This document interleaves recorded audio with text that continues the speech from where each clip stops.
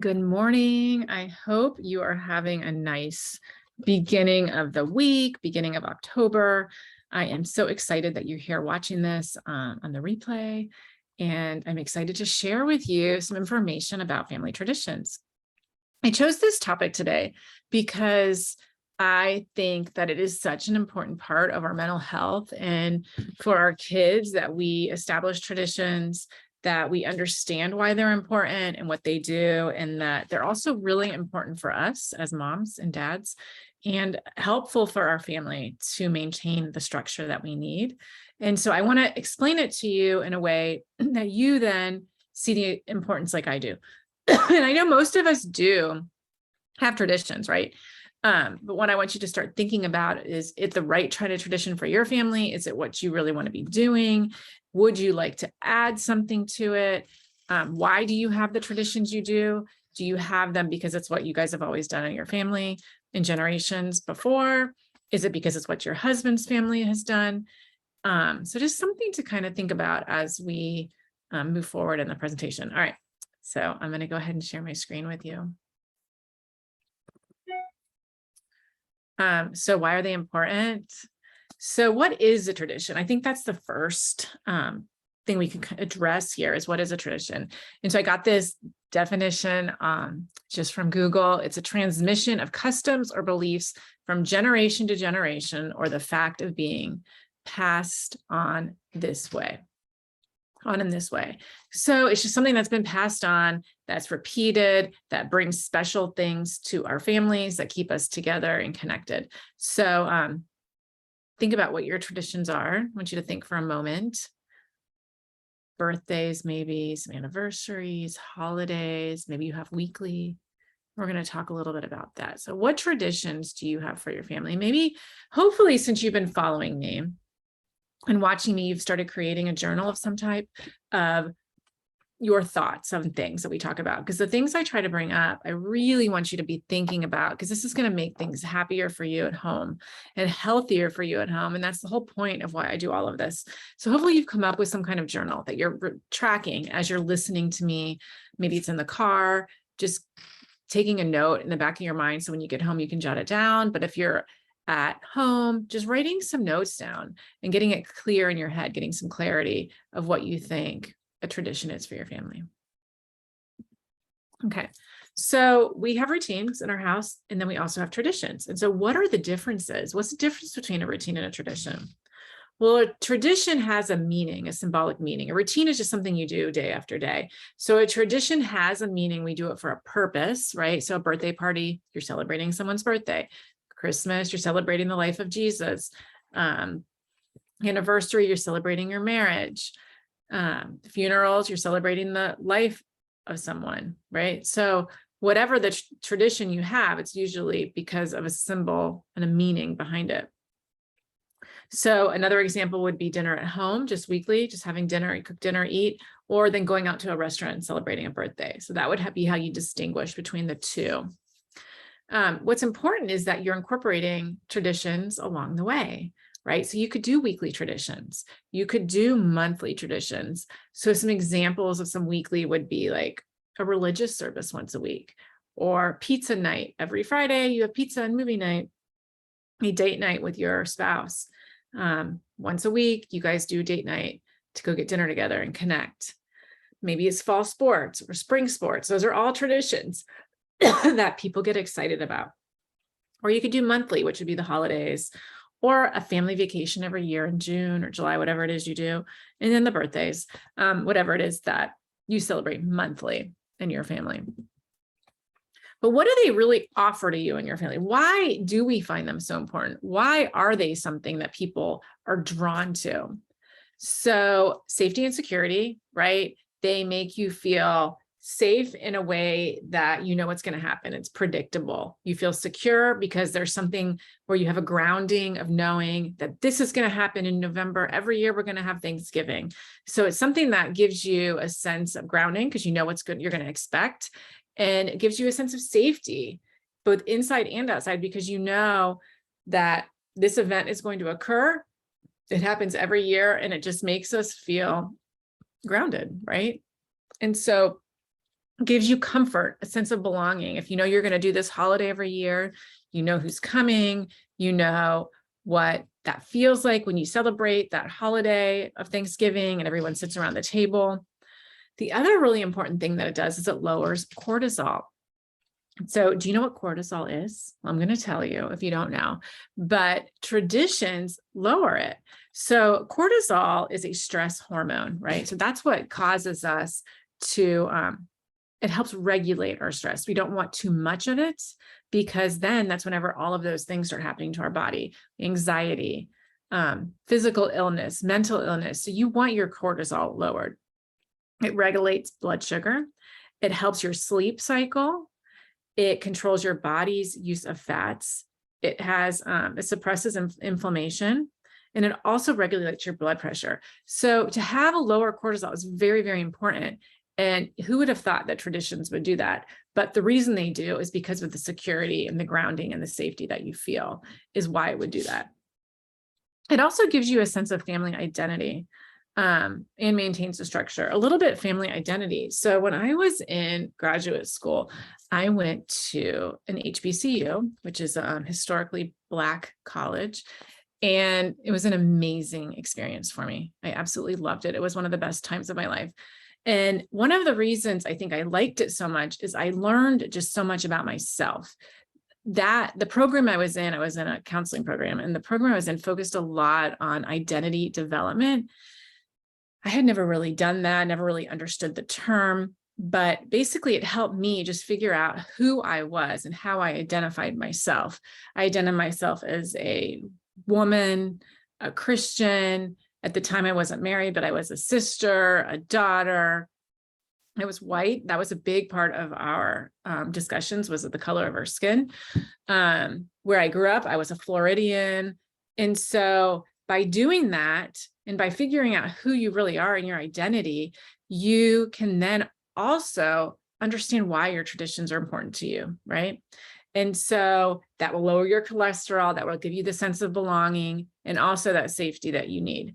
So that's why they are so important for us. So one of the important things to think about, though, as we get older is old traditions versus new ones. So thinking about, why are you doing these traditions? Do you really want to be doing them? Is it something that you feel like you have to do because it was passed down? Does it fit into your family? Is it something that you wish you could change? It's really, really important to think about that, because there's so many changes that have happened with you as you've gotten older, right? There's changes that have happened culturally in the world. It's just important to think about. There's been many challenges when you think about how cultures have changed. There's a lot of emotions that go along with that. So learning to accept what you want, surrendering to it, and letting go of the guilt. If you want to change things, it's okay, right? So some of the challenges you could face would be time. Like, are you working a lot? Do you have time to do all of these things that your family did in the past, right? That could be something. Or maybe you want to do more. Maybe you want to do more or different things. Sometimes one of the challenges would be justifying discrimination. A lot of different holidays or traditions have not been the healthiest in regards to discrimination. So maybe not here in our country, but in other countries, or maybe here in our country, I don't know. But thinking about what the challenges are with traditions, they're not black and white like you think they might be. And people even recently think about what Thanksgiving means. What does it really mean? Think about that. We came here, we settled, but then what happened when we settled? We had to kill a bunch of people to get here. So not that we're not going to celebrate Thanksgiving this year, but what does it really mean for you? What celebrations do you want to have, and do you want to continue? And then the other big thing that's changed a lot in our country and in other countries is religion. A lot of us grew up going to church and being forced to go to Sunday school or doing certain religious activities that you just don't want to do anymore and that you don't do with your family. But how has that impacted your family? Do you still have a piece of you that wants that? Do you have a piece of you that doesn't want that? So the religious beliefs also, and the religious changes also put a big just thought process when it comes to what you want to do with your traditions. And then you have your emotions, right? So how are your emotions tied into it? So what we've always done is something that our families always had. It's just what we do every year, but you don't have to do that, right? You can change things up and it's okay. And so you have to think about how that would work for you. And then just, is it appropriate or inappropriate now as we move through time? So just knowing that it is okay to change traditions, and that you should definitely think about, and this is another journal activity, thinking about how it looks for your family. So what would work for you and your family? So thinking about your availability, what works, what time constraints do you have, what types of things do you want to do? Because here again, we don't want to add extra stuff to our plates. We are a very busy society. You're a very busy person. So what works for you? What does your availability look like? What works for your family? What do you want to do? What kind of celebrations do you want to have for your family? What traditions do you want to keep with or not keep or add in, right? So remember, it's not about adding a ton of things. It's about making things healthy and happy for your family, and simple and easy and fun. And you're grounding your kids and you're having them be healthy, and they're going to want these traditions. So it's just figuring out the best ones. So let go of the guilt that if you don't do something, your family is going to be angry with you, or your friends are going to think you're weird. You have to let go of all of that. You have to think about what's going to work for you and to live inside your integrity of what works for you when you think about the traditions you want to have as your family. And I bet you've never thought I could go so in depth with traditions, but they are so, so important. And I think the reason I'm passionate about this topic is because I see kids and families that have traditions, but it's not like everybody's bought into it, or that they just are doing them because that's what they've always done. And it needs to be something that you're really passionate and excited about and celebrate and enjoy. And I feel like we're losing a little bit of that. I feel like we do these same holidays every year, but it might not be what fits anymore. So really think about what works for you and your family and what you want out of it. So to finalize what I'm going to talk about is I do offer coaching for families, and I'm loving it right now. It's so much fun. And I love helping in creating routines and helping with discipline and education, teaching you communication strategies, helping you with expectations and goals for you, for your family. I love that so much. I really, really want to help if you're interested. So make sure you check out my website or send me a DM. What do you need right now? What are you needing for your life to change, to be healthier, to be happier? That's what I'm offering now. I would love to help you do that. So there is a free 15-minute consultation that we can talk to see if I'm a good fit for you and if that's something that will work. So yeah, shoot me a DM, go to my website and schedule it. I would love to help you.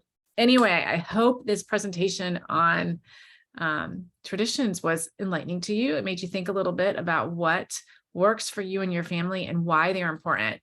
We need them for our kids, you guys. We really, really do. Traditions are so important to help kids get a sense of identity and know who they are. So they're not searching and grasping as they get older. They have a strong sense of who they are and they're grounded. All right. Hope that makes sense. All right. Y'all have a great week. Enjoy this beginning of October, and we'll see you next week. Oh, and I almost forgot. Next week is going to be different. So next week, I am not doing the Monday meeting. I am going to be doing a challenge. It's our October challenge, and it is going to be live in the group, and it's going to be on confident kids, raising confident kids. So it's going to be 3 days.